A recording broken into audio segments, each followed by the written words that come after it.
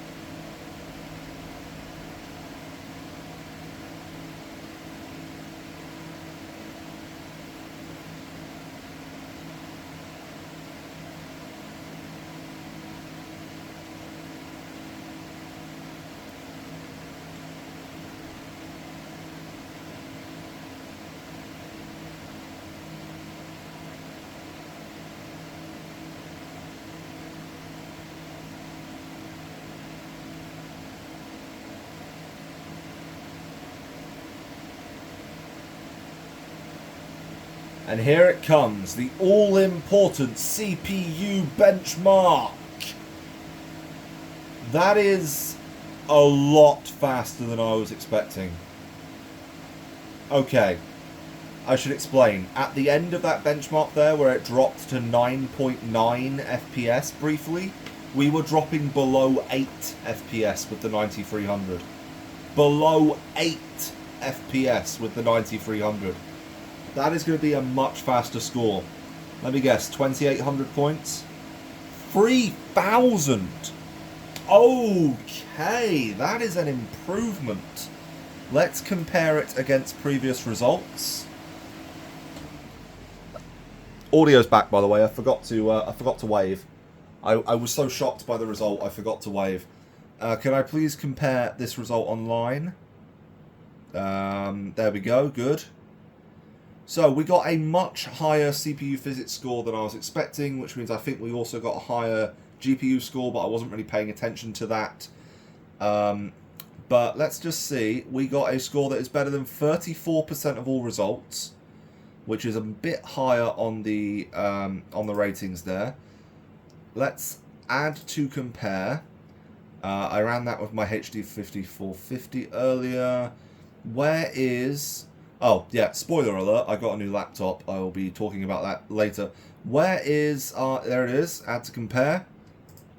This is our Q9300 with a 4870. It would appear that our graphics score was a little bit faster on the Q9300, unfortunately. But look at that physics score, 24% increase. We went from 2559 to 3170. Now that, ladies and gentlemen, that is an improvement. And is that purely from the overclock? Yes. We're a full gigahertz faster. And these chips do run on very similar architectures. Almost identical. It's just the 9300 has a slightly more revised chip layout and pipeline, and has better... looking for a word that it's not appearing in my head. It has better feature support, that's it. Now, one more test. I want to see what this thing does with YouTube, because the one thing I couldn't do with the previous 9300 was get YouTube to play 60 FPS without dropping frames. So I am going to yet again play a video from my own channel, just not that one. Was that a video recommending that I download Chrome? Bit meta, YouTube. And I will be enabling stats for nerds. We will be going into full screen. And the important thing we are looking for here is this dropped frames count. We are already dropping frames, but this is a 1080p video. I wouldn't be expecting this to handle 1080p. Is that 2 ads? Before a 5-minute video? Really? Skip ad. Right. No, not that. I want to drop to 720p 60. Can we do 720p 60? No. We are dropping about 15 frames per second, so we can do 45 frames per second YouTube. Even at 3.5 gigahertz, this Core 2 Quads can't do 60 FPS YouTube? Really? Okay, I don't even know what to say to that. What does it take to do 60 FPS YouTube? Okay, do we drop frames at 480p? Do we drop frames at 480p? Yes. How? How am I dropping frames at 480p? There's nothing to process. Okay, it stopped dropping frames. This makes no sense. This makes no sense. Okay. Right. Bump the core clock. That only goes up to 800. Okay, sure. This is stable at 1100, I think. No, it's not. Okay, let's just try 1000. I know for a fact you can't max out that slider. Let's just try 1000, and I want to go into the Fear benchmark, because that's on rails and just easy to run. And we'll see what stupid result we get in this. I expect it's going to be a very stupid. Very stupid indeed. So, just for the sake of saying it again, the Core 2 Quad Q6600 that I have had since I was 15 overclocked to 3.5 gigahertz, which sadly isn't as high as I used to be able to get it. I'm pretty sure that my previous record is about 3.6 all-core, and I think I was able to get 4 gigahertz stable as long as I didn't stress the entire CPU. So 4 gigahertz was stable in games, let's say, because, you know, games didn't stress the whole CPU back then. Can I just quickly turn off audio? You saw me click that, right? That took 5 seconds. Oh, Fear does not like alt-tabbing. Fear does not like alt-tabbing, and I never learn. I never learn. Oh. Oh, Sierra Entertainment, makers of the Legend of Spyro series. Right, options. Performance. Test these settings. They're the same as I tested them last time. Maximum. You want to go back to the end of the previous video and compare the numbers, you can. But I just want to see what they get up to. This is the kind of game I was playing when this CPU was new. Except I wasn't playing it on this, I was playing it on a PS3. But either way... Actually, no, did this come out on PS3? I'm pretty sure the original Fear came out on PS3. I'm sure I played it on PS3. Came out on Xbox, I can tell you that much.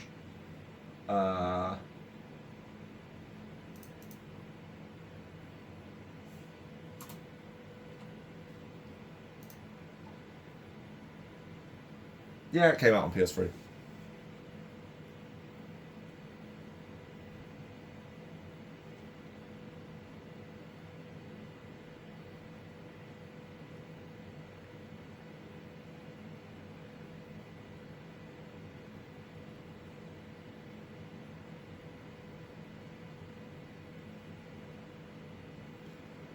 Average of 84, minimum of 63, and a maximum of 116. And that is at the maximum graphics settings that this game supports on pretty much period correct hardware. Like, this came out... Fear came out end of 2005, I think. Yeah, October 2005. So most people would have been playing it 2006, and then 2008... this processor and this GPU came out, so most people that were playing this in 2006 probably upgraded to stuff similar to this if they could afford it. So yeah, this is probably period correct hardware, and it runs just fine. But for the final insanity test, let's run it on the minimum settings and see how high that frame rate can go. I want to know how high that frame rate can go. 500, 600 for a moment there. We're in the 350s. 400 almost. Hovering around 340 to 370. 400. 500. 550. 600. Back down to 300.